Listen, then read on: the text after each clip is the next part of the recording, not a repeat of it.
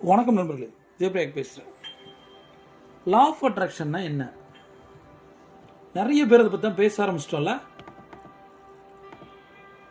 நேர்மறையான எண்ணங்கள் நேர்மறையான முடிவுகளை கொண்டு வரும், அதே சமயம் எதிர்மறை எண்ணங்கள் எதிர்மறையான விளைவுகளை கொண்டு வரும் அப்படின்னு ஒரு கான்செப்ட் சொல்லுது. ஒரு பிலாசபி, ஒரு தத்துவம்னு வச்சுக்கோம். சரியா?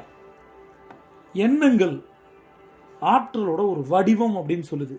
அதுவும் நேர்மறை ஆற்றல் நம்மளோட ஆரோக்கியம், நம்மளுடைய நிதி, நம்மளுடைய உறவுகள் மட்டுமல்ல, எல்லாத்துலேயுமே நம்மளோட வாழ்க்கையோட எல்லா பார்ட்லேயுமே வெற்றியை கொண்டு வந்து கொடுக்குது, ஈர்க்குது அப்படின்ற ஒரு நம்பிக்கையில் ஒரு கான்செப்டை கிரியேட் பண்ணியிருக்காங்க. இதுதான் லா ஆஃப் அட்ராக்ஷன்.